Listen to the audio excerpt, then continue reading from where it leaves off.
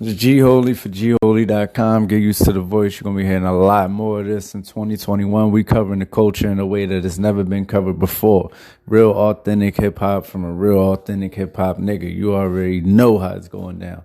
But let's get right into the list. I'm going to go from 9 to 1, and then I'm going to do 10 and down, and then go into the honorable mentions. This the official list. This ain't the bullshit. This ain't what the 9-year-olds listening to. This ain't what this official. This the real shit. G Holy, man. I got the credibility to do it, so I'm doing it. It's gholy.com all year, nigga. We the new source. Know that. Number 9, 2 Chainz, So Help Me God. Sonically ridiculous, real cohesive, dope project. Chainz is rapping on there. Got crazy records like Southside Hove. That's, one of the top records of the year.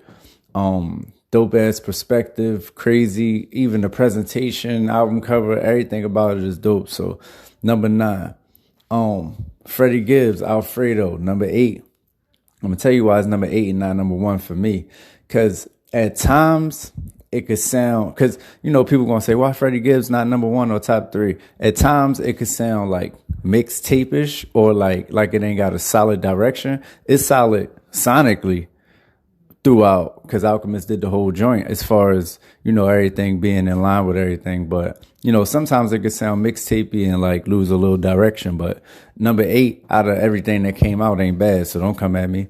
Nas, King's Disease, number 7. I think Nas did a way better, Hit Boy did a way better job with Nas than he actually did with Benny or the Big Sean project. Like, them shits is custom made for Nas. Nas flow well on them. Good BPM for Nas.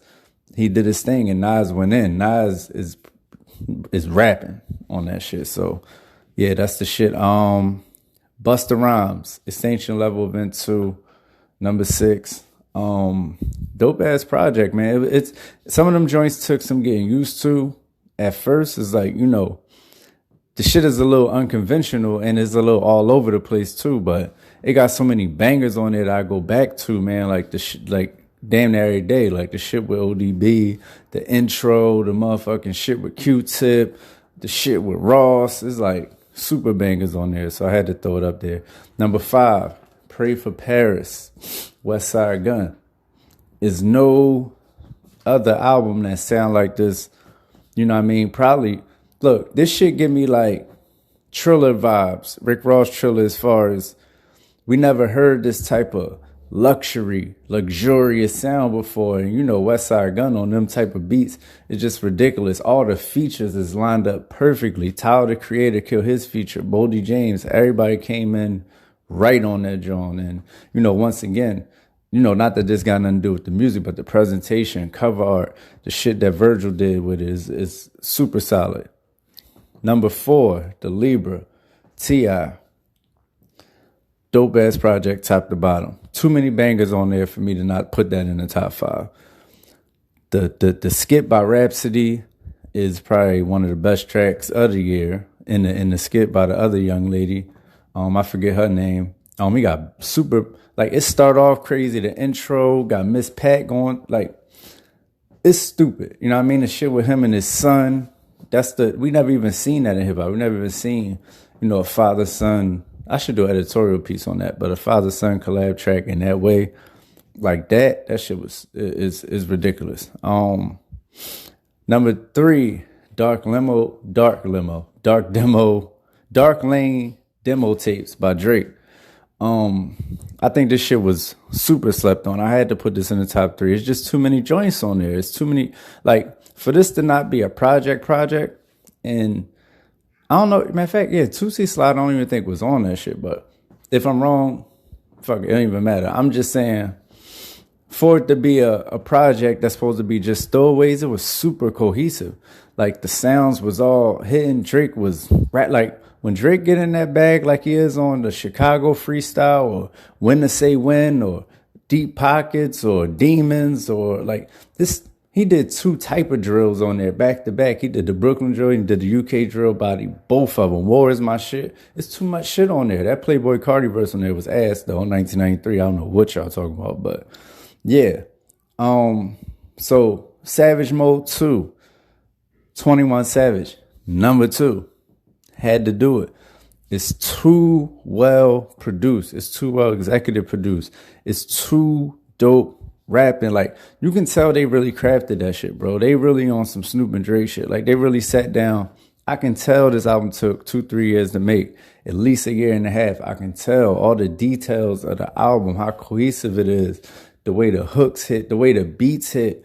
It's ridiculous top to bottom. I had to make that number 2. And number 1, from king to a god, Conway the Machine. There's no way this wasn't going to be number 1. Clearly album of the year. You can know that from the first time you hear it. Top to bottom, when he come through with the intro, then you go to the Dehh Loaf shit. Then, you know, Spurs 3, the shit with Amani Caesar. Like, it's too much heat on this shit. And not only that, it's just his perspective and where he at. Like, it's so dope, the perspective he rhyming from now. It's literally what the title says, from king to a god. So this is the super Conway level up. And I already knew he had this shit in him. You know what I'm saying? It's just that it wasn't time. But now that he's making what he calls his debut project, that's a hell of a debut. I'm looking forward to the Shady debut also. So then we're going to go in order. Number 10, Herbo, PTSD. Herbal is super slept on. I ain't got too much to say about that. But if y'all niggas never check Herbo, he's special, man. Pop Smoke, Meet the Woo 2. Sonically, you can't really fuck with that. 10 songs, solid project. Top to bottom, he just doing him with the drill sound. You get what I'm saying? It's different from Shoot for the Stars, Aim for the Moon. I mean, yeah, whatever the shit was called. I don't want to disrespect this project, but it's different than that because, damn, what is the name of that shit? Yeah, some shit like that. Because that was more of an all-around project. Funny part about that is he been had those records that you hear on. Like, Meet the Woo 2 is newer than his actual project. You get what I'm saying? They just wanted to really make sure he was the head of that sound. So he did that sound the whole Meet the Woo 2, and it worked for sure. Run the Jewels 4. There's no need to even talk about Run the Jewels or what they do.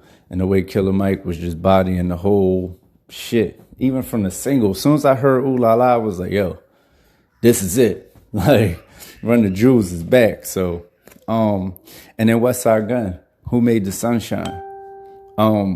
First of all, number 1, Frank Murphy is the record of the year. I don't give a fuck what else came out. Frank Murphy is the top record of the year. You know what I'm saying? Then you got shit like Liz Loves Luger. You got shit like the shit with Slick Rick. It's too much heat on there, man. And the reason it's number 13 and not like top 5, top 10 is just because, you know, there's a couple filler tracks and there's a couple times you be like, all right, where's this going? But other than that, it's slammers on there. So Westside Gunn got 2 on the joint. Honorable mentions: Conway the Machine, Big Ghost, LTD, No One Mourns the Wicked. That was slept on. No One Mourns the Wicked was better than Lulu, flat out. I don't know what people talking about with this Lulu shit. El Prezi, El Chapo, 10-song joint, bangers, top to bottom, ridiculous. Tory Lanez, Daystar, super dope joints on there. French Montana, CB5, super slept on. Yano Marley, The Sorcerer, that shit is just different. The sound is different. Jeezy, Recession 2. Wasn't bad. It wasn't bad. Like, Jeezy once again was slept on. Even the album before that, he was slept on. Like, the real album before that. Benny the Butcher, Burden of Proof, honorable mention. It just wasn't. Usually, if you'd have told me Benny wouldn't be in the top 5 and he dropped, or the top 10 albums and he dropped, I'd have said, nah, you bugging. But what happened is, you know, I think Hit Boy really fucked the album up. Like, I fuck with Hit Boy certain times. Other times it's like he too much for what niggas is trying to do.